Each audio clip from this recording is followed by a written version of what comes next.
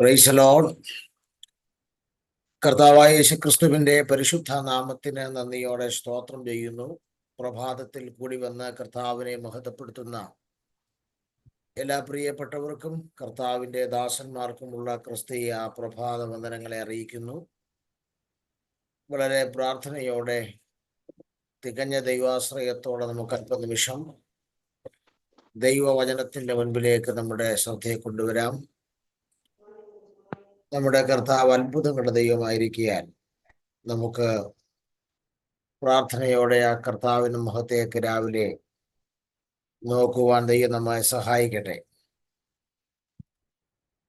1 ശമൂവേലിന്റെ പുസ്തകത്തിൽ നിന്ന് രാവിലെ സമയം നമുക്ക്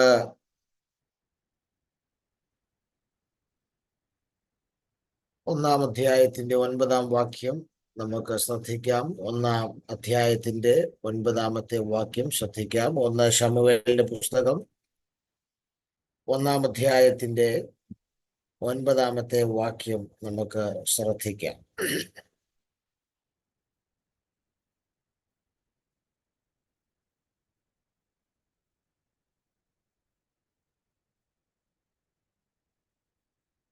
അവർ ശീലോവിൽ വെച്ച് തിന്നുകയും കുടിക്കുകയും ചെയ്ത ശേഷം ഹന്ന എഴുന്നേറ്റ് പോയി. പുരോഹിതനായ ഏലി യഹോവയുടെ മന്ദിരത്തിന്റെ വാതിക്കൽ ആസനത്തിൽ ഇരിക്കുകയായിരുന്നു. ഇവിടെ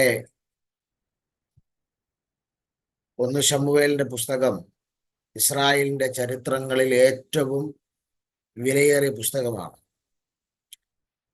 ഇസ്രായേൽ ചരിത്രത്തിലേക്ക് 3 വ്യക്തികളെ സംഭാവന ചെയ്യുന്നത് 1 ശമൂവേലിന്റെ പുസ്തകമാണ്. ആദ്യത്തെ ചില അധ്യായങ്ങൾ, ഏകദേശം 9 വരെയുള്ള അധ്യായങ്ങൾ, ദാൻ മുതൽ ബർശേബ വരെ വിശ്വസ്ത പ്രവാചകനായ ഏലിയെ ചരിത്രത്തിലേക്ക് കൊണ്ടുവരുന്നത് ഈ പുസ്തകമാണ്. 9 മുതൽ 2 ശമൂവേലിന്റെ ആരംഭം വരെ ഇസ്രായേലിന്റെ പ്രഥമ രാജാവായി ശൗലിനെ ജനം തിരഞ്ഞെടുത്ത് ദൈവത്താൽ നിയോഗിക്കപ്പെട്ട് കൊണ്ടുവരുന്നത് അതും ഈ 1 ശമൂവേലിന്റെ പുസ്തകമാണ് അദ്ദേഹത്തെ ചരിത്രത്തിലേക്ക് കൊണ്ടുവരുന്നത്. എന്നാൽ 1 ശമൂവേലിന്റെ പുസ്തകം 16 അധ്യായത്തിൽ ആരംഭിച്ച് 2 ശമൂവേലിൽ തുടരുന്ന ദൈവത്തിന്റെ ഹൃദയപ്രകാരമുള്ള ദാവീദിനെ രംഗത്തേക്ക് ചരിത്രത്തിലേക്ക് കൊണ്ടുവരുന്നതും ഈ പുസ്തകത്തിന്റെ ഒരു സംഭാവനയാണ്. ഇങ്ങനെ കാലം കണ്ട, ചരിത്രം കണ്ട 3 അഭിഷിക്തന്മാരെ രംഗത്തെ കൊണ്ടുവരുന്നതിൽ വളരെ സംഭാവന 1 ശമൂവേലിന്റെ പുസ്തകം വഹിച്ചിട്ടുണ്ട് എന്നുള്ളത് സുദീർഘമായിട്ടുള്ളൊരു സേവനം തന്നെയാണ്. എന്നാൽ ഈ പുസ്തകം ആരംഭിക്കുന്നത് ഹന്ന എന്ന് പറയുന്ന ഒരു സഹോദരിയുടെ ചരിത്രം പറഞ്ഞുകൊണ്ടാണ്. നമ്മൾ ഇന്ന് രാവിലെ ചിന്തിക്കുന്നതും ആ സഹോദരിയെ കുറിച്ചാണ്. സ്തോത്രം.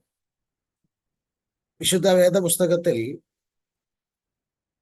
പെട്ടെന്ന് ഓർത്തിരിക്കാൻ കഴിയുന്നത് 2 ഹന്നമാരാണ്. അതിൽ ഒരു ഹന്ന ശമൂവേൽ പ്രവാചകന്റെ മാതാവായിരുന്ന, ഇവിടെ നമ്മൾ വായിച്ച 1 അധ്യായം 9 വാക്യത്തിൽ വായിച്ച ഹന്ന തന്നെയാണ് 1 ഹന്ന.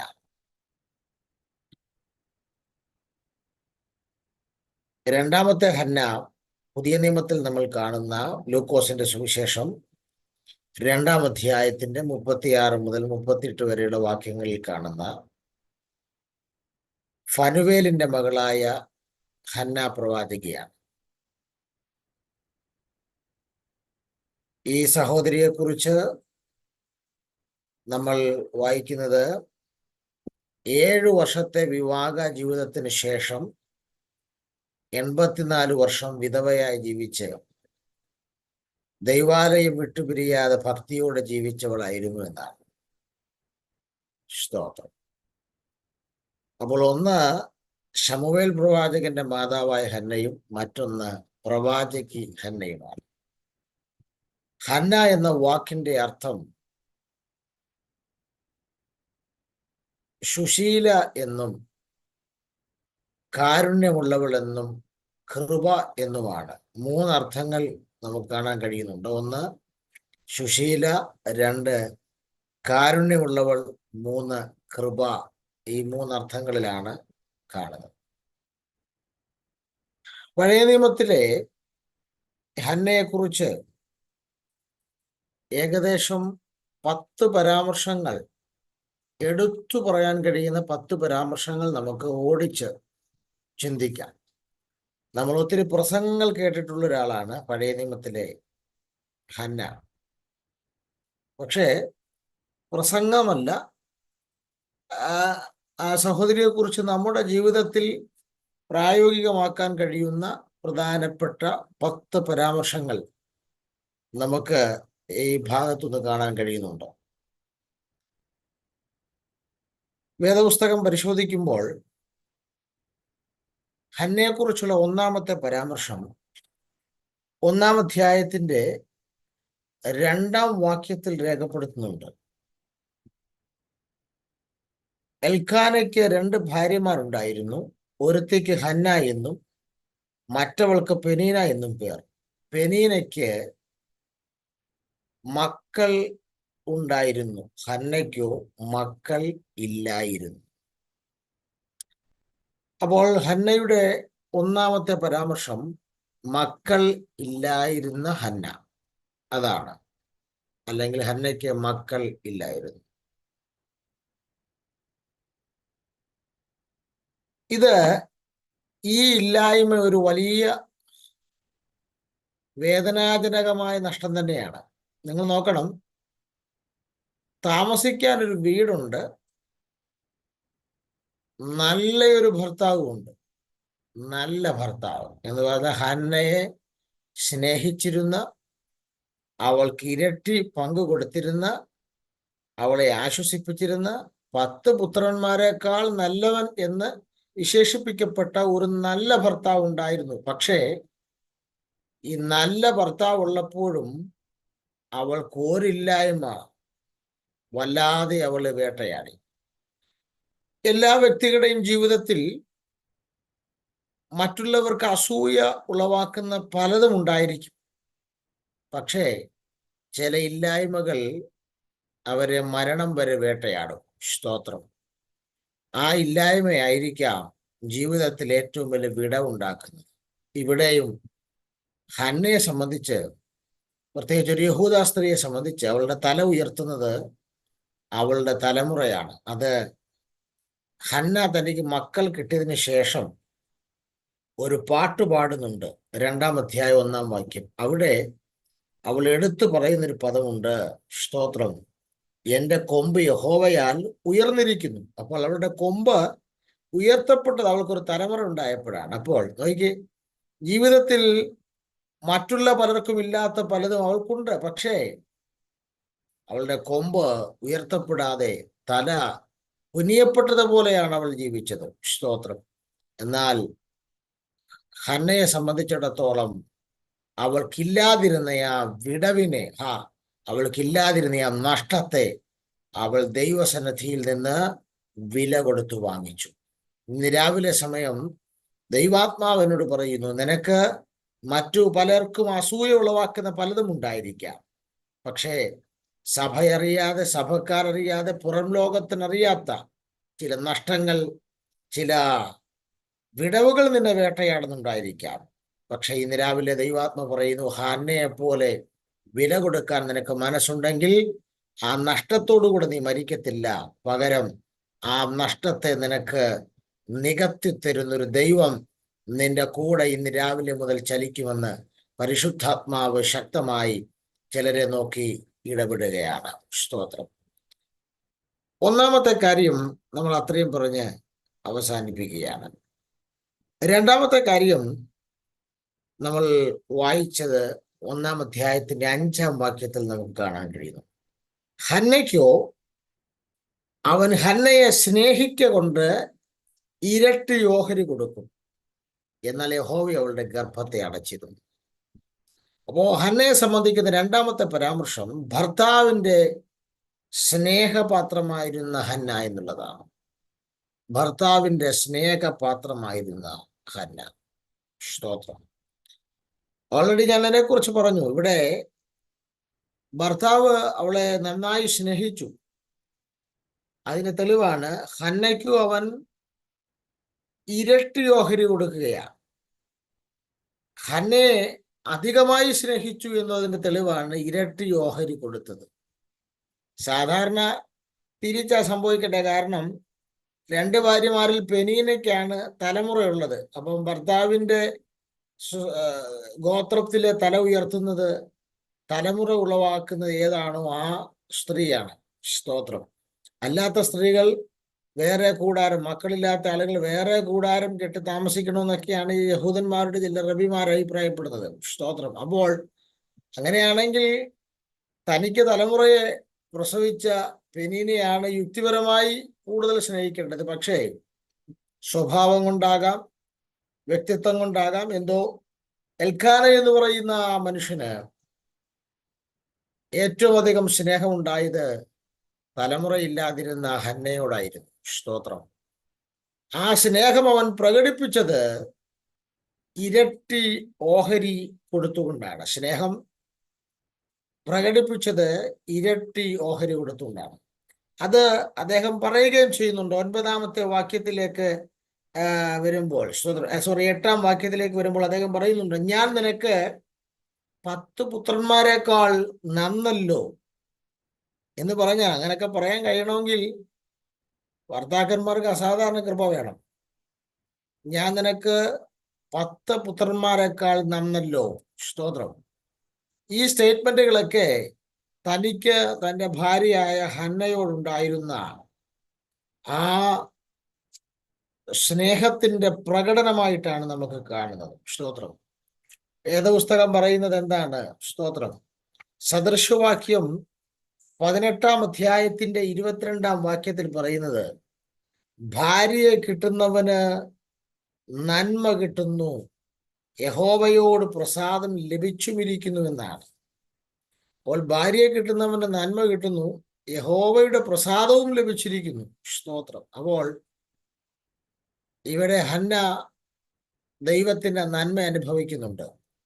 ആ ദൈവത്തിന്റെ നന്മയെ അവൻ ഇരട്ടി ഓഹരി കൊടുത്തുകൊണ്ടും അത് വാക്കുകളിലൂടെയും ഒക്കെ പ്രവർത്തികളിലൂടെയും ഒക്കെ സ്നേഹിക്കുന്നു എന്നാണ് വളരെ വ്യക്തമായി പറയുന്നത്. കൂടാതെ സദൃശവാക്യം 31-ാം അധ്യായത്തിന്റെ 11-ാം വാക്യത്തിൽ മറ്റൊരു സ്റ്റേറ്റ്മെന്റും പറയുന്നുണ്ട്. 10-ാം വാക്യം, 31-ന്റെ 10-ാം വാക്യം, സാമർഥ്യമുള്ള ഭാര്യയെ ആർക്ക് കിട്ടും, അവളുടെ വില മുത്തുകളിലും ഏറും. സ്തോത്രം. സാമർഥ്യമുള്ള ഭാര്യ വളരെ ക്വാളിറ്റി ഉള്ളവളാണ്. സ്തോത്രം. ആ ക്വാളിറ്റിയാണ് 11 മുതൽ താഴേക്കുള്ള ഭാഗങ്ങളിൽ പറയുന്നു. എനിക്ക് ഒത്തിരി കാര്യങ്ങൾ ആ ഭാഗത്തും ചിന്തിക്കാനുണ്ട്, അതുകൊണ്ട് ഞാൻ അതിലേക്ക് വരുന്നില്ല. സ്തോത്രം. അപ്പോൾ ഹന്നയെ സംബന്ധിക്കുന്ന രണ്ടാമത്തെ പരാമർശം അവൾ ഭർത്താവിൻ്റെ സ്നേഹപാത്രമായിരുന്നു എന്നുള്ളതാണ്. സ്തോത്രം. ഇനി മൂന്നാമത്തെ കാര്യം നേരെ തിരിച്ചാണ്. ഭർത്താവിനെ സ്നേഹിക്കുന്ന ഹന്നയാണ് നമ്മൾ കാണുന്നത്. നോക്കുക, മക്കൾ ഇല്ലാതിരുന്ന ഹന്ന, ഭർത്താവിൻ്റെ സ്നേഹപാത്രമായിരുന്ന ഹന്ന, ഇപ്പോൾ മൂന്നാമത് ഭർത്താവിനെ സ്നേഹിക്കുന്ന ഒരു സ്ത്രീയായി വേദപുസ്തകം ചിത്രീകരിക്കുകയാണ്. സ്തോത്രം.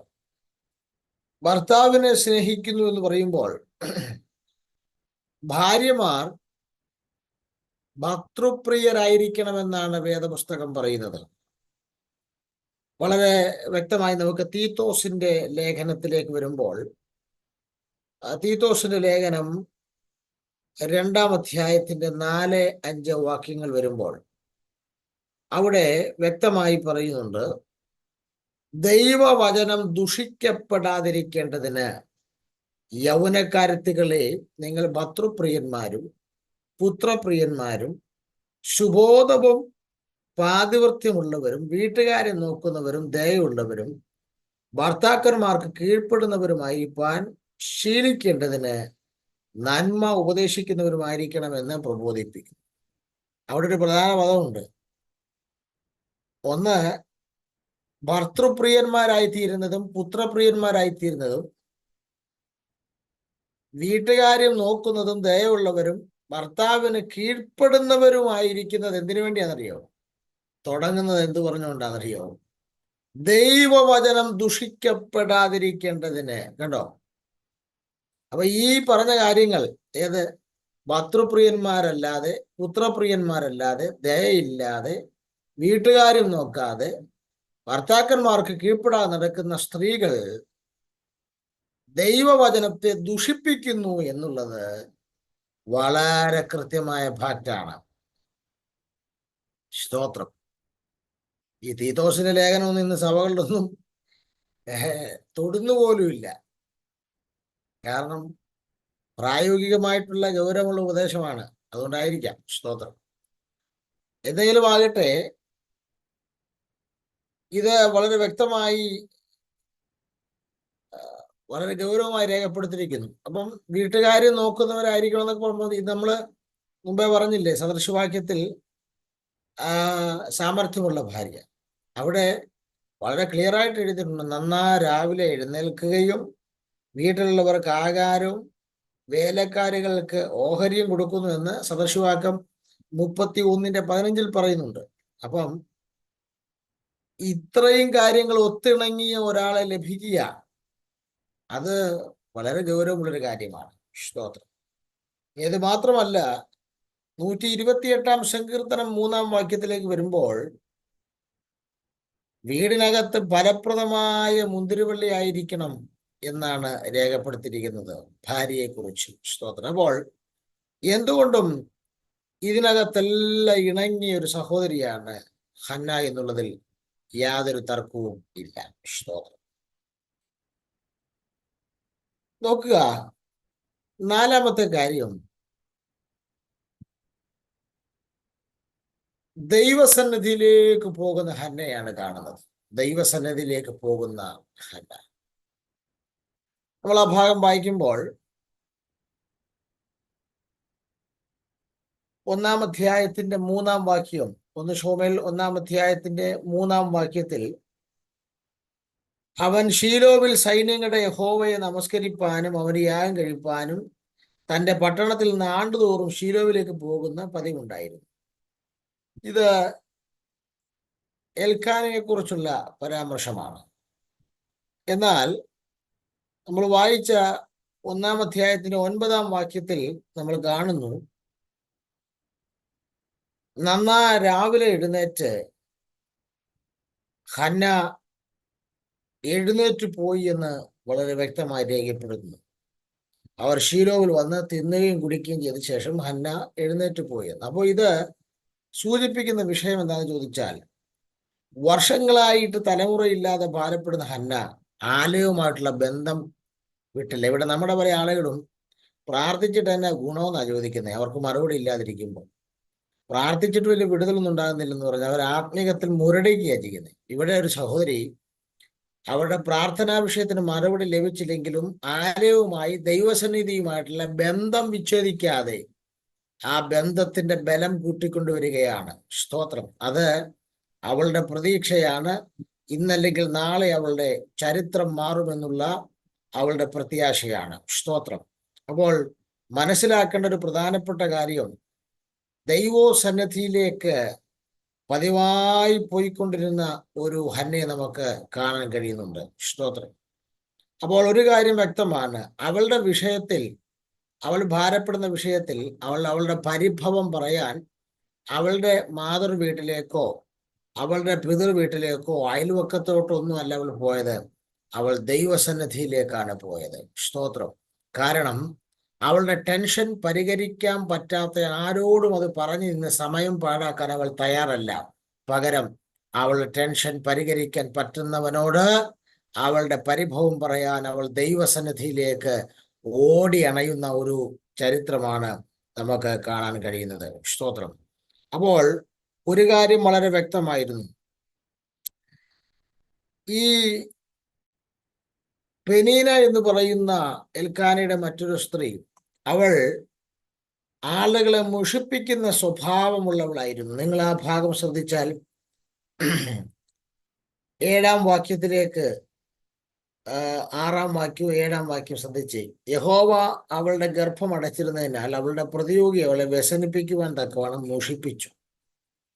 എപ്പോഴായി മുഷിപ്പിച്ചെന്നറിയോ? 7-ാം വാക്യം, അവൾ യഹോവയുടെ ആലയത്തിലേക്ക് പോകുന്ന സമയത്തൊക്കെയും ആണ്ടുതോറും അവൾ അങ്ങനെ ചെയ്തു പോകും. അപ്പം ആലയത്തിൽ എപ്പോൾ പോകാൻ ഹന്ന തയ്യാറായാലും ആ സമയത്ത് ഹന്നായെ മുഷിപ്പിക്കുന്ന ജോലിയാണ് പെനീനയ്ക്കുണ്ടായത്. അതങ്ങനെയാണ്. ആരാധനയ്ക്ക് പോകുന്ന സമയമാകുമ്പോൾ നമ്മുടെ മനസ്സിനെ തകർക്കാൻ, മാനസികമായി നമ്മളെ ടോർച്ചർ ചെയ്യാൻ ആരെങ്കിലുമൊക്കെ പിശാച് എഴുന്നേൽപ്പിക്കും. മനസ്സിലാവുന്നു? ഇത് നിങ്ങൾ അവിടെ 7-ാം വാക്യം തുടങ്ങുന്നതിന് അവൾ യഹോവയുടെ ആലയത്തിലേക്ക് പോകുന്ന സമയത്തൊക്കെയും എന്നാ. അപ്പം എപ്പോ ആലയത്തിൽ പോകാണെങ്കിൽ അപ്പോഴെല്ലാം പെനീന വർക്കാ. ഹന്നയ്ക്കെതിരെ അവൾ നിൽക്കുക. നോക്കി, അതൊരു പൈശാചികം. ആത്മീക ആരാധനയ്ക്ക് ചുവട് വെക്കുമ്പോൾ മാത്രം നിന്നെ മുഷിപ്പിക്കുന്ന, നിന്നെ ടോർച്ചർ ചെയ്യാൻ ശ്രമിക്കുന്ന ഒരു പൈശാചിക മേഖലയാണ്. അതിനെ പ്രാർത്ഥിച്ച് നാം ജയിക്കണം. സ്തോത്രം. വേറെ ഒരു കാര്യത്തിൽ നമ്മളോട് പ്രശ്നമില്ല. ആരാധനയ്ക്ക് പോകുന്ന വിഷയത്തിൽ, ആരാധനയ്ക്ക് ചുവട് വെക്കുമ്പോൾ ആ പ്രശ്നം. സ്തോത്രം. അതിന്മേൽ ദൈവജനം ജയം പ്രാപിക്കുവാൻ പരിശുദ്ധാത്മാവ് ഓർപ്പിക്കുകയാണ്. സ്തോത്രം. കൂടാതെ നമ്മൾ 5-ാമതായി ഈ ഹന്നയെ കുറിച്ച് നമുക്ക് മനസ്സിലാക്കാൻ പറ്റുന്നത്, കുറ്റപ്പെടുത്തലിൽ ദൈവകൃപ പ്രാപിക്കുന്ന ഒരു ഹന്നയാണ് ഞാൻ കണ്ടത്. കുറ്റപ്പെടുത്തലിൽ ദൈവകൃപ പ്രാപിക്കുന്ന ഒരു ഹന്ന. നോക്കി, ഈ 1-ാം അധ്യായത്തിന്റെ 7-ാം വാക്യത്തിൽ ഈ മുഷിപ്പിക്കുമ്പം, പെനീന ഹന്നയെ മുഷിപ്പിക്കുമ്പോൾ അവൾ കരഞ്ഞ് പട്ടിണി കിടക്കുന്നതല്ലാതെ ഈ ഹന്ന തിരിച്ച് പ്രതികാര മനോഭാവമോ തിരിച്ചു പഴിയോ ദൂഷണം പറയുകയോ ഒന്നും ചെയ്യാതെ, അവൾ താങ്ങാനാകാത്ത ദുഃഖം അവൾക്ക് വരുമ്പോഴും തിരിച്ചു വഴക്കിന് നിൽക്കാതെ അവൾ കരഞ്ഞ് പട്ടിണി കിടക്കുകയാണ് ചെയ്തത്. സ്തോത്രം. അപ്പോൾ ഒരു കാര്യം വളരെ വ്യക്തമാണ്. വീട്ടിൽ മാത്രമല്ല, ദേവാലയത്തിലേക്ക് ചെന്നപ്പോൾ അവിടെയും അവൾക്ക് ദയ തരേണ്ട, അവിടെയും അവളെ ആശ്വസിപ്പിക്കേണ്ടവരിൽ നിന്ന് അവൾക്ക് പരിഹാസമാണ് നേരിട്ടത്. വീട്ടിലും പരിഹാസം, ആലയത്തിലും പരിഹാസം. സ്തോത്രം.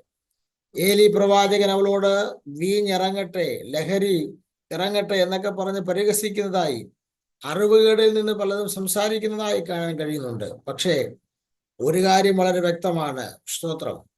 അവിടെ ദൈവദാസനോട് തിരിച്ചു പ്രതികരിക്കാതെ, ദൈവദാസനോട് തിരിച്ച് ചൂടാകാതെ, അവൾ വീഞ്ഞു കുടിച്ച് നിൽക്കുകയല്ല, ലഹരിയോടെ നിൽക്കുകയല്ല എന്ന് പറഞ്ഞ് അവൾ ആ ദൈവദാസനെ കൺവിൻസ് ചെയ്ത്. നമ്മുടെ ഇന്നത്തെ കാലത്തെങ്ങാനും ആയിരുന്നെങ്കിൽ പാസ്റ്ററിന് സ്ഥലം മാറ്റം ഉറപ്പായിരുന്നു. ഏതേലും ഒരു സഹോദരി പ്രാർത്ഥിക്കാനിരിക്കുമ്പം അറിയാതെങ്ങാനും എൻ്റെ സഹോദരി വീഞ്ഞിറങ്ങട്ടെന്നെങ്ങാനും പറഞ്ഞാൽ മുറ്റത്ത് ലോറി വിളിച്ചിട്ട് സാധനവും കയറ്റി വെച്ചിട്ടേ പറയാവൂ. കാര്യം ഉറപ്പായിരുന്നു. സഭാ കമ്മിറ്റിയെ മൊത്തം ഇളക്കിയേനെയും ആ സഹോദരി. പക്ഷേ തിരിച്ച് നിങ്ങൾ നോക്കിയ, വീട്ടിൽ അവൾ യാതൊരു വഴക്കില്ല, പെനീനയോട് തിരിച്ചുടക്കില്ല, വഴക്കില്ല, പരിഭവമില്ല. അങ്ങോട്ട് ശകാരത്തിന് പകരം ശകാരമില്ല, കരഞ്ഞു പട്ടിണി കിടക്കുക മാത്രമാണ്. ആലയത്തിൽ വന്നപ്പോൾ ഇവിടെയും പരിഹാസം വന്നപ്പോൾ അവിടെയും അവൾ തിരിച്ചു വഴക്കിന് പോയില്ല, പകരം അവൾ കൺവിൻസ് ചെയ്യാണ് ദൈവദാസനെ. എന്താ 15-ാം വാക്യത്തിൽ പറയുന്നുണ്ട്, യജമാനനെ, ഞാൻ മനോവശനമുള്ള സ്ത്രീയാണ്, ഞാൻ മദ്യമോ വീഞ്ഞോ ഒന്നും ഞാൻ ഉപയോഗിക്കുന്നില്ല, ഞാൻ എൻ്റെ ഹൃദയം ദൈവസന്നിധി പകരുകയാണ്. അങ്ങനെ ദൈവദാസനെ കൺവിൻസ് ചെയ്തപ്പോൾ, കാര്യം മനസ്സിലായപ്പോൾ 17-ാം വാക്യത്തിൽ ഏലി പറയുന്നു, സമാധാനത്തോടെ പോയിക്കൊള്ളുക, ഇസ്രായേലിന്റെ ദൈവത്തോട് നീ കഴിച്ച അപേക്ഷ അവൻ നിനക്ക് നൽകട്ടെ. നോക്കുക, കുറ്റപ്പെടുത്തലിനകത്തും ദൈവകൃപ പ്രാപിക്കുന്ന ഒരു ഹന്നയാണ് നമുക്ക് കാണാൻ കഴിയുന്നത്. സ്തോത്രം. ഇവിടെ വളരെ ഗൗരവമായി ഹന്നായുടെ പ്രതികരണം എന്തായിരുന്നു നോക്കി. സ്തോത്രം. 18-ാം വാക്യം നോക്കി. ഹന്ന ഏലിയുടെ ആശീർവാദത്തിന് പറഞ്ഞ പ്രതികരണം എന്തായിരുന്നു? അടിയന് തൃക്കണ്ണിൽ കൃപ ലഭിക്കുമാറാകട്ടെ എന്ന് പറഞ്ഞു. സ്ത്രീ തന്റെ വഴിക്ക് പോയി ഭക്ഷണം കഴിച്ചു, പിന്നെ അവിടെ മുഖം വാടിയില്ല. നോക്കി, അടിയന് തൃക്കണ്ണിൽ കൃപ ലഭിക്കുമാറാകട്ടെ. ആ കൃപയാണ് അടുത്ത വർഷം ആലയത്തിൽ വരുമ്പോൾ ശമൂവേലായി കൊണ്ടുവരുന്നത്. ഇന്ന് രാവിലെ മനസ്സിലാക്കേണ്ട ഒരു പ്രധാന കാരണം, പഴിക്കുന്നവരോട് തിരിച്ചു പഴി പറയാൻ, ദുഷിക്കുന്നവരോട് തിരിച്ചു ദൂഷണം പറയാൻ, ശകാരിക്കുന്നവരോട് അതിനേക്കാൾ റേഞ്ചിൽ ശകാരിക്കാൻ നിൽക്കാതെ, കുറ്റപ്പെടുത്തലിനകത്ത് പ്രാർത്ഥനയെ ശരണമാക്കിയാൽ കുറ്റപ്പെടുത്തിയവർ നോക്കി നിൽക്കുമ്പോൾ നിന്റെ മേൽ കൃപ പകരുന്നൊരു ദൈവമാണ് നമ്മുടെ ദൈവം. ആകയാൽ ഇന്ന് രാവിലെ ഏൽപ്പിച്ചു കൊടുക്കുക. സങ്കീർത്തനത്തിൽ പറയുന്നുണ്ട്, യഹോവേ നീ ഞങ്ങളുടെ മേൽ കൃപ പകരുവോളം ഞങ്ങൾ അങ്ങയുടെ മുഖത്തേക്ക് നോക്കിക്കൊണ്ടിരിക്കും.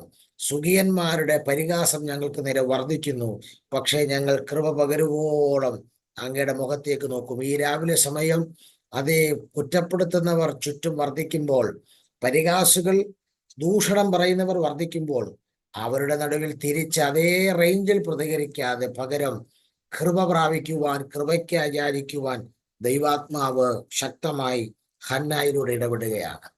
നാം ഹന്നയിൽ നിന്ന് മനസ്സിലാക്കുന്ന ആറാമത്തെ കാര്യം, പ്രാർത്ഥനാ വീരയായിരുന്ന ഹന്ന എന്നുള്ളതാണ്. സ്തോത്രം. നോക്കുക, മക്കളില്ലാത്തൊരു ദുഃഖം ഹന്നയ്ക്കുണ്ടായിരുന്നു എന്നുള്ളത് സത്യമാണ്. സ്തോത്രം.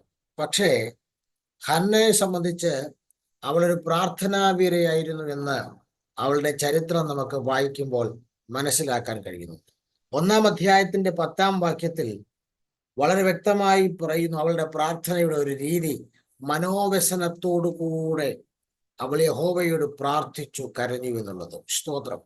അവളുടെ പ്രാർത്ഥന വെറുതെ ഒരു പ്രാർത്ഥന ആയിരുന്നില്ല. നിങ്ങൾ 1-ാം അധ്യായത്തിന്റെ 10 മുതൽ 13 വരെയുള്ള വാക്യങ്ങൾ പരിശോധിച്ചാൽ, സ്തോത്രം, ഈ ഭാഗത്താണ് ഹന്നയുടെ പ്രാർത്ഥന രേഖപ്പെടുത്തിയിരിക്കുന്നത്. ഇത് വേദപുസ്തകത്തിലെ പ്രാർത്ഥനകളിൽ ഒരു പ്രസിദ്ധമായ പ്രാർത്ഥന തന്നെയായിരുന്നു. ഈ പ്രാർത്ഥനയെ നമുക്ക് ഇങ്ങനെ വിശേഷിപ്പിക്കാം, ദൈവത്തിന്റെ ഹൃദയമറിഞ്ഞ പ്രാർത്ഥന എന്ന് വിശേഷിപ്പിക്കാം. കാരണം അവൾ പ്രാർത്ഥിച്ച വിഷയം വളരെ ഗൗരവമുള്ളതാണ്. 11-ാം വാക്യം വായിക്കുമ്പോൾ അവൾ പ്രാർത്ഥിച്ചത്, നീ എനിക്കൊരു പുരുഷ സന്താനത്തെ നൽകിയാൽ അടിയൻ അവനെ ജീവപര്യന്തം യഹോവയ്ക്ക് കൊടുക്കുമെന്ന്. എന്ന് പറഞ്ഞാൽ അവൾക്ക് തലമുറയില്ലാത്തതല്ല അവിടെ വിഷയം. പിന്നെന്താ, അങ്ങനെ ആയിരുന്നെങ്കിൽ എനിക്കൊരു തലമുറയെ തന്നാൽ എന്ന് പ്രാർത്ഥിച്ചാൽ മതി. പുരുഷ സന്താനത്തെ തന്നെ അവൾ ആവശ്യപ്പെടാൻ കാരണം, ആലയത്തിൽ വന്നപ്പോൾ ആലയത്തിന്റെ അവസ്ഥ അവൾ കണ്ടു. നോക്കുക, ഏലിക്ക് ശേഷം ദൈവത്തിന് മനുഷ്യനും ഇടയിൽ നിൽക്കാൻ ഒരു മഹാപുരോഹിതനില്ല.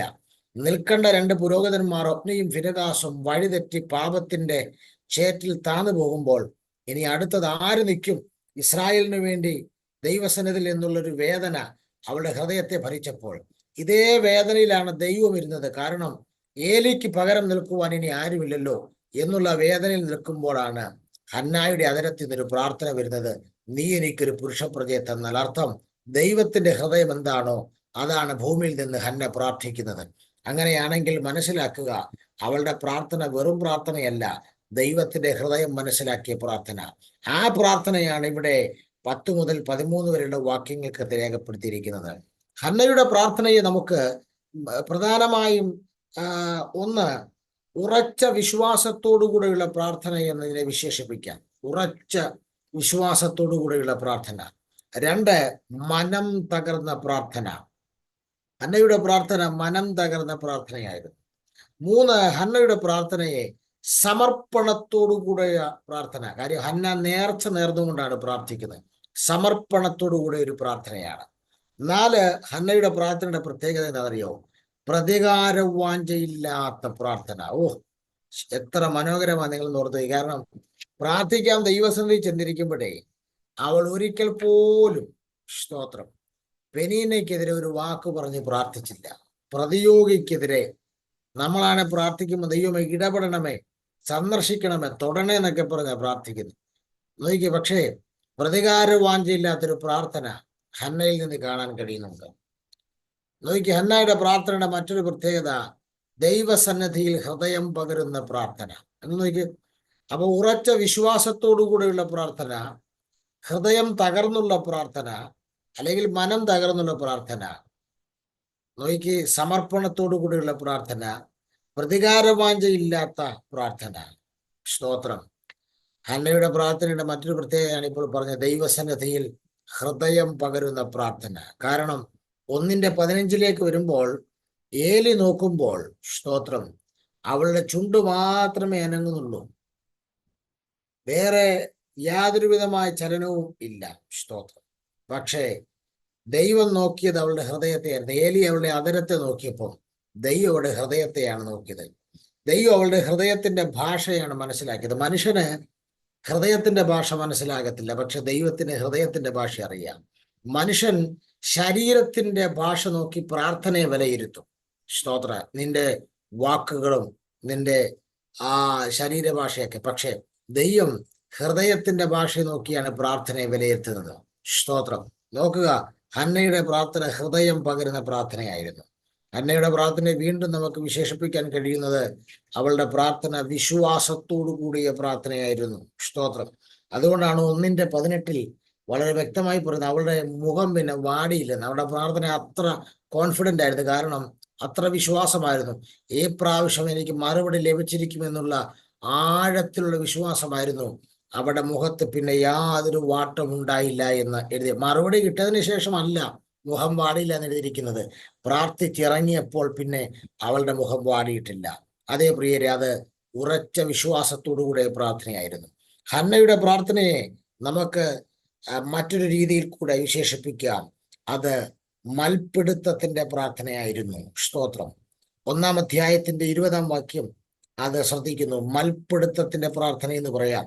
1 ആണ്ട് കഴിഞ്ഞിട്ട് ഹന്ന ഗർഭം ധരിച്ചൊരു മകനെ പ്രസവിച്ചു. ഞാൻ അവനെ യഹോവയോട് അപേക്ഷിച്ചു വാങ്ങി. ആ പദം അണ്ടർലൈൻ ചെയ്യേണ്ടതാണ്. ഞാൻ അവനെ യഹോവയോട് അപേക്ഷിച്ചു വാങ്ങി എന്ന് പറഞ്ഞാണ് ശമൂവേൽ എന്ന് പേരിട്ടത്.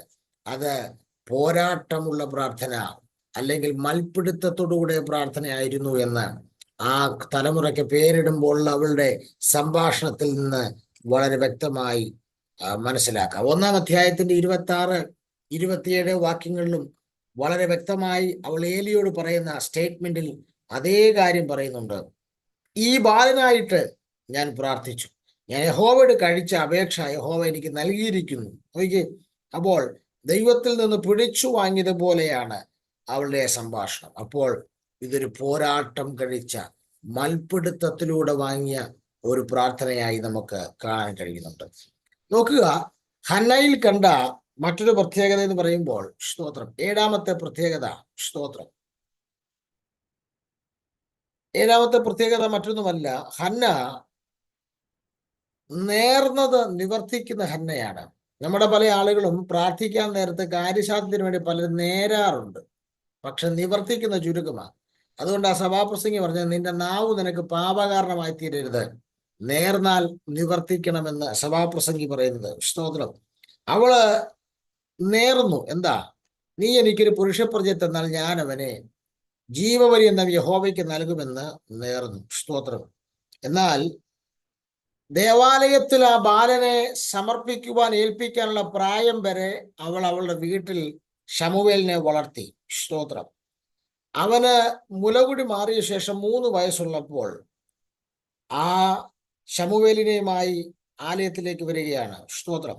നോക്കുക, 3 വയസ്സെന്നല്ല, 3 വയസ്സുള്ള ഒരു കാളയും ഒരു പറ മാവും ഒരു തുരുത്തി വീഞ്ഞു വെക്കുകയായി ബാലനെയും കൊണ്ട്, എത്ര വയസ്സിലാണെന്ന് കൃത്യമാറിയില്ല, ബാലനെയും കൊണ്ട് അവൾ ആലയത്തിലേക്ക് വരികയാണ്. നേർന്നത് നിവർത്തിക്കുന്ന ഹന്നയെ വളരെ വ്യക്തമായി കാണുന്നു. പരിശുദ്ധാത്മാവ് പറയുന്നു, രോഗക്കിടക്കെ കിടക്കുമ്പോഴോ ഏതെങ്കിലും പ്രതിസന്ധിയെ നിങ്ങൾ എതിർക്കുമ്പോഴൊക്കെ ഭയം കൊണ്ടൊരു ജയത്തിന് വേണ്ടിയൊക്കെ ദൈവസന്നിധിയിൽ നേർന്നാൽ ആ നേർന്നത് നിവർത്തിക്കണം, അല്ലെങ്കിൽ അത് നിങ്ങൾക്ക് ഒരു വലിയ കെണിയായി തീരുമെന്നുള്ളത് ദൈവാത്മാവ് വളരെ വ്യക്തമായി നിങ്ങളോട് ഇന്ന് രാവിലെ സംസാരിക്കുകയാണ്. സ്തോത്രം.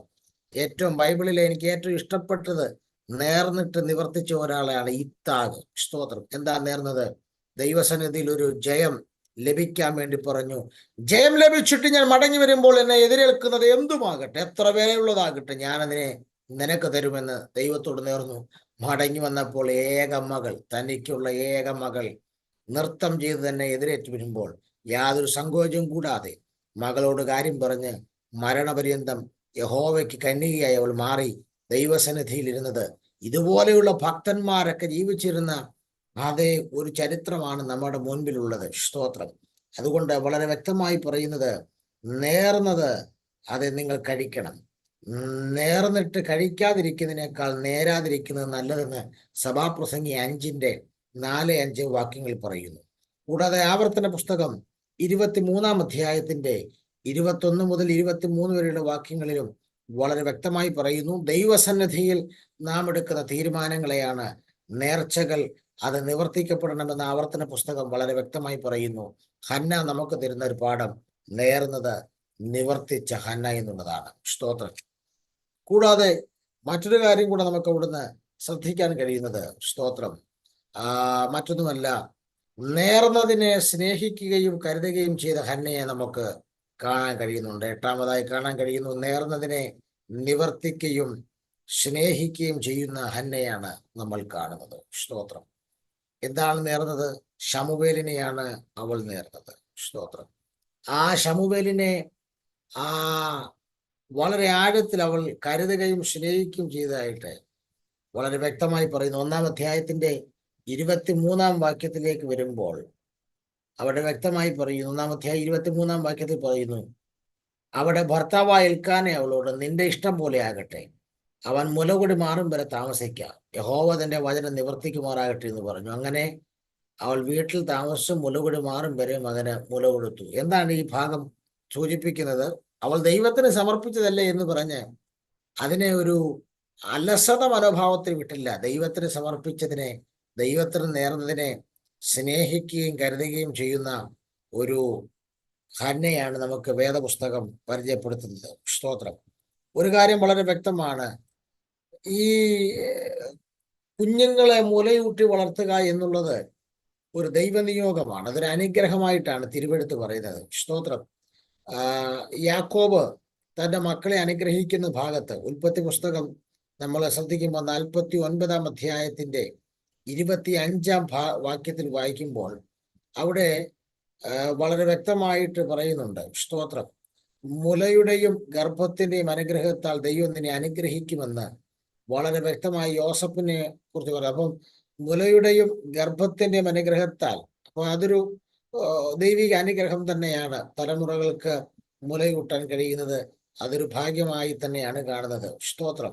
കൂടാതെ ഉൽപ്പത്തി പുസ്തകം 21:8 നമുക്ക് കാണാൻ കഴിയുന്നുണ്ട്, ഇസഹാക്കിന്റെ മുലകുടി മാറിയ നാളിൽ അബ്രഹാം ഒരു വലിയ വിരുന്ന് കഴിച്ചെന്ന്. അപ്പം ഇതുപോലെ തന്നെ മോശയ്ക്ക് മുല കൊടുക്കുവാൻ ഒരു സ്ത്രീയെ അത് രാജകുമാരി അന്വേഷിക്കുന്നതായിട്ടൊക്കെ കാണുന്നുണ്ട്. അപ്പോൾ ഇതൊരു ചെറിയ കാര്യമല്ല. പ്രത്യേകിച്ച് ദൈവത്തിന്റെ നേർച്ചയായി തീർന്ന, ദൈവത്തിന് നേർന്നവന് അത് അവൾ മുലകുടി മാറും വരെ അവൻ ആവശ്യമുള്ളതൊക്കെ കൊടുത്തത് ദൈവം അതേ വളരെ വിലയേറിയതായിട്ടാണ് കാണുന്നത്. കാരണം ദൈവത്തിന് നേർന്നതിനെ സ്നേഹിക്കുകയും കരുതുകയും ചെയ്യുന്ന ഒരു ഹന്ന നമുക്ക് ഒരു വലിയ പാഠമായി തന്നെ ഇരിക്കുന്നു. 9-ാമത് വളരെ വ്യക്തമായി കാണുന്നത്, ദൈവം നൽകിയതിനെ ദൈവത്തിന് തന്നെ സമർപ്പിക്കുന്ന ഒരു ഹന്നയെ കാണുന്നു. 1-ാം അധ്യായത്തിന്റെ 27-28 വാക്യങ്ങൾ, ഈ ബാലനായിട്ട് ഞാൻ പ്രാർത്ഥിച്ചു, ഞാൻ യഹോവയുടെ കഴിച്ച അപേക്ഷ യഹോവ എനിക്ക് നൽകിയിരിക്കുന്നു, അതുകൊണ്ട് ഞാൻ അവനെ യഹോവയ്ക്ക് നിവേദിച്ചിരിക്കുന്നു, അവൻ ജീവപര്യന്തം യഹോവയ്ക്ക് നിവേദിനായിരിക്കുന്നു. നോക്കി, അവർ അവിടെ യഹോവയെ നമസ്കരിച്ചു. ഒരു കാര്യം വ്യക്തമാണ്, ദൈവം നമുക്ക് നൽകുന്ന പലതും നാം ദൈവത്തിന് വേണ്ടി സമർപ്പിക്കാൻ ഒരു മനോഭാവം ഹന്നയെ പോലെ ഉണ്ടായിരിക്കട്ടെ. നാം സമർപ്പിക്കുമ്പോൾ ഏറ്റവും മോശപ്പെട്ടത്, പഠിക്കാൻ ബുദ്ധിയില്ലാത്തതും വലിയ കഴിവില്ലാത്തതിനൊക്കെ പലരും കർത്താവിന് കൊടുക്കുന്നത്. സ്തോത്രം. എന്നാൽ ഏറ്റവും ഇന്റലിജന്റ് ആയിട്ടുള്ള, ഏറ്റവും ബുദ്ധിയുള്ള, ഏറ്റവും കഴിവുള്ളതിനെ ദൈവത്തിന് കൊടുക്കാൻ എത്ര പേർ തയ്യാറാകുന്നുണ്ട്? ദൈവം നിനക്ക് നൽകുന്ന നന്മ യാതൊരു സങ്കേതവും ഇല്ലാതെ, ഞരങ്ങാതെ, മൂളാതെ ദൈവം നൽകിയതിനെ ദൈവത്തിന് വേണ്ടി സമർപ്പിക്കാൻ ഹന്നയെ പോലെ ഒരു തീരുമാനമെടുക്കാൻ എത്ര പേർ കഴിയുന്നുണ്ട്? സ്തോത്രം. ഒരു കാര്യം വളരെ വ്യക്തമാണ്. 2-ാം അധ്യായത്തിന്റെ 26-ാം വാക്യത്തിൽ ശമൂവേലിനെ കുറിച്ച് പറയുന്ന ഒരു സ്റ്റേറ്റ്മെന്റ് ഉണ്ട്. ശമൂവേൽ ബാലനോ വളരും തോറും യഹോവയ്ക്കും മനുഷ്യർക്കും പ്രീതി ഉള്ളവനായി വളർന്നു. നോക്കി, ശമൂവേൽ എന്നൊരു ബാലൻ യഹോവയ്ക്കും മനുഷ്യർക്കും പ്രീതിയുള്ളവനായി വളർന്നതിന്റെ പുറകിൽ 1-ാം അധ്യായത്തിൽ ഒരമ്മ കൊടുത്ത വിലയാണെന്നുള്ളത് മറന്നു പോകരുത്. സ്തോത്രം. എന്ന് മാത്രമല്ല, ഒരമ്മയുടെ അഭ്യസനമാണ് മകൾ അല്ലെങ്കിൽ മകൻ യഹോവയ്ക്കും മനുഷ്യർക്കും പ്രീതി ഉള്ളവനായി വളർന്നത്. സ്തോത്രം. സദൃശവാക്യം 22-ാം അധ്യായം 6-ാം വാക്യം പറയുന്നു, ബാലൻ നടക്കേണ്ടുന്ന വഴി അവനെ അഭ്യസിക്കുക, അവൻ വൃദ്ധനായാലും അത് വിട്ടുമാറുകയില്ല. ഇവിടെ ശമൂവേൽ ബാലൻ യഹോവയ്ക്കും മനുഷ്യർക്കും പ്രീതിയുള്ളവനായി വളർത്തപ്പെടാനുള്ള ഒരു പ്രധാന കാരണം ഇന്നലകളിൽ അവന്റെ അമ്മ ആ ബാല്യത്തിൽ കൊടുത്ത അഭ്യസനമാണ്. സ്തോത്രം. ഇന്ന് രാവിലെ സമയം എത്ര മാതൃകയുള്ള ഒരു സ്ത്രീയാണ് ഹന്ന എന്ന് ദൈവവചനം പറയുന്നു. 10-ാമതായി നമുക്ക് കാണാൻ കഴിയുന്നത് ദൈവത്തെ സ്തുതിക്കുന്ന ഹന്നയെ നമുക്ക് കാണാൻ കഴിയുന്നു. 1-ാം അധ്യായത്തിന്റെ 19-ാം വാക്യത്തിൽ ദൈവത്തെ സ്തുതിക്കുവാൻ, അതെ, അവിടെ എഴുതിയിരിക്കുന്നു, അവന്റെ അമ്മ ആണ്ടുതോറും ഒരു ചെറിയ അങ്കി ഉണ്ടാക്കി. ഇതൊക്കെ ഭയങ്കര കരുതലാ. ഞാൻ മുമ്പേ പറഞ്ഞല്ലോ, ആ ദൈവത്തിന് നേർന്നതിന് വേണ്ടി കരുതുന്ന ഉണ്ടോ അങ്കിയും ഉണ്ടാക്കി എല്ലാ വർഷവും വരികയാണ്. അത് ഭർത്താവിനോടുകൂടെ വർഷാന്തരയാഗം കഴിപ്പാൻ വരികയാണ്. ദൈവത്തെ സ്തുതിക്കാൻ വരുന്ന ഹന്ന നമുക്ക് ഏറ്റവും വലിയ ഒരു പാഠമാണ്. ഞാൻ ഈ വേദപുസ്തകം വായിച്ചപ്പോൾ എനിക്ക് മനസ്സിലായ ഒരു കാര്യം, ഞാൻ 10 കാര്യങ്ങൾ ഹന്നയിൽ നിന്ന് നാം ഉൾക്കൊണ്ട് പഠിക്കേണ്ട പ്രധാനപ്പെട്ട 10 കാര്യങ്ങൾ ഞാൻ ഓർപ്പിക്കും. സ്തോത്രം. അതിൽ ഓരോ വാക്കുകൾ. ഒന്ന്, മക്കളില്ലാതിരുന്ന ഹന്നയെ നാം കണ്ടു. ഭർത്താവിന്റെ സ്നേഹമായിരുന്ന ഹന്നയെ കണ്ടു. ഭർത്താവിനെ സ്നേഹിക്കുന്ന ഹന്നയെ കണ്ടു. ദൈവസന്നിധിയിലേക്ക് ഓടി ചെല്ലുന്ന ഹന്നയെ നമ്മൾ കണ്ടു. കുറ്റപ്പെടുത്തലിന്റെ നടുവിൽ ദൈവകൃപ പ്രാപിക്കുന്ന ഹന്നയെ കണ്ടു. പ്രാർത്ഥനാ വീരയായ ഒരു ഹന്നയെ നമ്മൾ കാണുകയുണ്ടായി. സ്തോത്രം. കൂടാതെ അവൾ അത് നേർന്നത് നിവർത്തിക്കുന്ന ഒരു ഹന്നയെ നമ്മൾ കണ്ടു. കൂടാതെ ദൈവത്തിന് നേർന്നതിനെ സ്നേഹിക്കുകയും കരുതുകയും ചെയ്യുന്ന ഹന്നയെ കണ്ടു. ദൈവം നൽകിയതിനെ ദൈവത്തിന് സമർപ്പിച്ച ഹന്നയെ നമ്മൾ കണ്ടു. ഫൈനലി ദൈവത്തെ സ്തുതിക്കുന്ന ഹന്നയെ കണ്ടു. ഒരൊറ്റ കാര്യം കൂടെ ഞാൻ പറഞ്ഞ് നിർത്തുകയാണ്. സ്തോത്രം. ഹന്നയെന്നല്ല, നിങ്ങൾ ബൈബിൾ എവിടെ പരിശോധിച്ച് നോക്കൂ, മക്കളില്ലാതിരുന്നിട്ട്, നാടൻ ഭാഷ പറഞ്ഞാൽ മച്ചിയായിട്ടിരുന്നിട്ട്, ആളുകളുടെ പരിഹാസവും നിന്ദയും ഒക്കെ സഹിച്ച് ദൈവസന്നിധിയിൽ നിന്ന് പ്രാർത്ഥിച്ച് തലമുറകളെ വാങ്ങിച്ചിട്ടുള്ള മുഴുവൻ തലമുറകളും വിശ്വപ്രസിദ്ധന്മാരായിരുന്നു. നിങ്ങൾക്ക് ഞാൻ ഓരോരുത്തരെ ചൂണ്ടിക്കാണിക്കാം. പഴയ നിയമത്തിൽ തന്നെ നമുക്കറിയാം, സാറ, റാഹേൽ, ഇപ്പൊ നമ്മൾ വായിച്ച ഹന്ന, സ്തോത്രം, എലിസബത്ത്, ഇങ്ങനെ മനോഹയുടെ ഭാര്യ, ഇങ്ങനെ നമ്മൾ വേദപുസ്തകത്തിൽ വായിച്ചാൽ കുറഞ്ഞതൊരു 7-8 പേരെങ്കിലും കാണും. മക്കൾ ഇല്ലാതിരുന്നിട്ട് ചുറ്റുപാടുള്ളവരുടെയും നാട്ടുകാരുടെയും സകലരുടെയും പരിഹാസവും നിന്ദയും സഹിച്ച ഫൈനലി ദൈവത്തിന്റെ കടാക്ഷത്താൽ അവരിൽ നിന്ന് ഉളവായ മുഴുവൻ തലമുറകളും ഒന്നുപോലും പാഴായി പോയില്ല. മുഴുവൻ എണ്ണവും വലിയ അത്ഭുതങ്ങളുടെ ശുശ്രൂഷ, വലിയ ദൈവപ്രവൃത്തിയുടെ ശുശ്രൂഷ ചെയ്തവരാണ്. അങ്ങനെങ്കിൽ ഒരു കാലഘട്ടം നിങ്ങൾക്ക് നിന്ദിക്കപ്പെടുന്ന കാലമാണെങ്കിൽ, അടുത്ത കാലഘട്ടം നിന്ദിച്ചവരുടെ വായടപ്പിക്കുന്ന ചിലത്, പ്രസിദ്ധമാകുന്ന ചരിത്രം സൃഷ്ടിക്കുന്ന ചിലത് നിങ്ങളിൽ നിന്ന് ഉളവാകുന്ന, നിങ്ങളിൽ നിന്ന് ജനിക്കപ്പെടുന്ന ഒരു സീസണായിരിക്കും. 2024 അങ്ങനൊരു സീസണായി ദൈവാത്മ പ്രഖ്യാപിക്കുകയാണ്. 24 6-ാം മാസം വരെ ഒരു കുറ്റപ്പെടുത്തലിന്റെ, നിന്ദയുടെ, പരിഹാസത്തിന്റെ സീസൺ ആയിരുന്നെങ്കിൽ, ഇനിയുള്ള സമയങ്ങൾ കർത്താവ് മറ്റൊരു സീസൺ വിളിച്ചു വരുത്തുന്നു. പരിഹസിക്കപ്പെട്ട, കുറ്റപ്പെടുത്തൽ അനുഭവിച്ച, വേദന അനുഭവിച്ച നിന്നിൽ നിന്ന് ചരിത്രം സൃഷ്ടിക്കുന്ന, അസാധാരണമായ ശുശ്രൂഷ വെളിപ്പെടുന്ന ചിലത് ജനിക്കാൻ പോകുകയാണ്, ചിലത് ഉളവാകാൻ പോകുകയാണ്. ചില ആത്മീക ജനനങ്ങൾ, ആഴത്തിലുള്ള ചില പുറപ്പെടലുകൾ നിന്നിൽ നിന്ന് സംഭവിക്കാൻ പോകുകയാണ്. ഇന്ന് രാവിലെ നമുക്ക് അത് വിശ്വസിച്ചുകൊണ്ട് പ്രാർത്ഥനയ്ക്കായി തലകൾ വണക്കാം, കണ്ണുകൾ മൂടാം, ദൈവസന്നിധിയിൽ പ്രാർത്ഥിക്കാം. പ്രിയ പിതാവേ, നസറേയനായ യേശുവിൻ നാമത്തിൽ ഈ പ്രിയപ്പെട്ടവർക്കായി പ്രാർത്ഥിക്കുന്നു. വചനത്തിന്റെ അനുഗ്രഹം കൊണ്ട് കർത്താവ് മറയ്ക്കണമേ. പിതാവിന്റെയും പുത്രന്റെയും പരിശുദ്ധാത്മാവിന്റെ നാമത്തിൽ വരെ ബ്ലസ് ചെയ്ത് പ്രാർത്ഥിക്കുന്നു. കൃപ കൂടിയിരിക്കുന്നതിനായി സ്തോത്രം. മഹത്വം കർത്താവ് എടുക്കണം, യേശു ക്രിസ്തുവിൻ നാമത്തിൽ തന്നെ. കർത്താവ് പ്രാർത്ഥനയും യാചനയും കേട്ടതിനായി സ്തോത്രം ചെയ്യാം. സ്തോത്രം, സ്തോത്രം, സ്തോത്രം, സ്തോത്രം. പിതൃപുത്ര പരിശുദ്ധാത്മാവാം ത്രിയേക ദൈവത്തിന് കൃപയും സമാധാനങ്ങളും ആശീർവാദം. പ്രാർത്ഥിച്ച വിഷയങ്ങളോട് കേട്ട ദൈവവചനത്തോട് പിരിയുന്ന നാം ഓരോരുത്തരുടെ ദൂരത്തും ചാരത്തുമുള്ള വിശുദ്ധന്മാർ കർത്താവായ യേശു ക്രിസ്തുവിനുണ്ടാവത്തെ വേഗ പ്രത്യക്ഷത വരെ ഇന്നും ഇന്നേക്കും ഉണ്ടായിരിക്കുമാറാകട്ടെ. ആമേൻ. മുഖാന്തരം ജയനിലേക്ക് പിതാവിനെ ശക്തിയോടെ സ്തുതിക്കാം. Hallelujah, hallelujah, hallelujah. വേഗം വരണമേ. Thank you and God bless you.